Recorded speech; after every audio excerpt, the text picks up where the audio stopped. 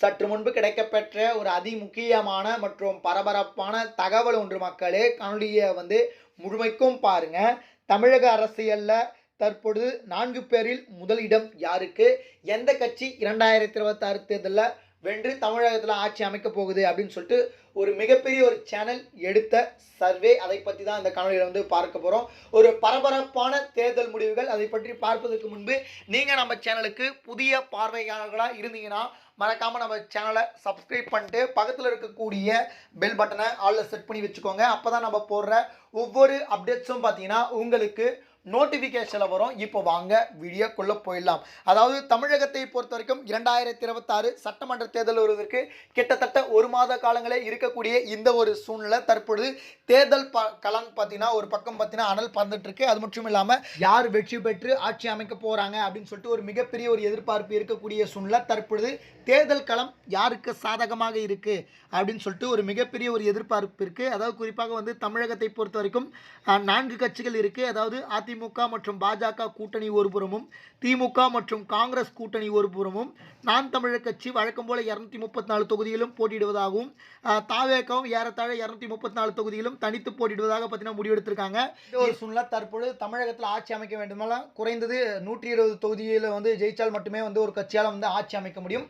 அந்த வகையில் தற்பொழுது வெற்றி வாய்ப்பு யாருக்கு சாதகமாக இருக்குது, களம் யாருக்கு சாதகமாக இருக்குது, குறிப்பாக இது ஒரு மாற்றத்துக்கான தேர்தலாக இருக்கும் அப்படின்னு சொல்லிட்டு மக்கள்லாம் எதிர்பார்த்துட்டு இருக்காங்க. அதிமுக மற்றும் திமுக அப்படின்ற கட்சியை இருக்காமல் இப்போ புதிய கட்சிகளுக்கு வாக்களிக்கலாம் அப்படின்ற ஒரு முடிவுக்கு மக்கள்லாம் தள்ளப்பட்டிருக்காங்க. சரிங்களா? இந்த சூழ்நிலை தற்பொழுது யாருக்கு சாதகமாக இருக்குது, யார் வெற்றி பெறுவதற்கான நிறைய வாய்ப்பு இருக்குது அப்படின்னு சொல்லிட்டு நிறைய விதமான சேனல்கள் ஒவ்வொரு கருத்து கணிப்புகளை வெளியிட்டு கொண்டிருக்கிறது. அந்த வகையில் தற்பொழுது வெளியான கருத்து கணிப்பில் என்ன சொல்லியிருக்காங்க அப்படின்னு சொல்லிட்டு பார்த்தீங்கன்னா, கிட்டத்தட்ட பார்த்தீங்கன்னா முதலிடங்களில் அதிமுக இருப்பதாகவும், கிட்டத்தட்ட அதிமுக 40% வாக்குகளை பெறுவதற்கான வாய்ப்பு இருப்பதாகவும், 115 to 124 தொகுதிகளை அதிமுக கூட்டணி வெல்வதற்கு வாய்ப்பு இருக்குது அப்படின்ற மாதிரியான தகவல் கிடைக்கப்பெற்றிருக்கு.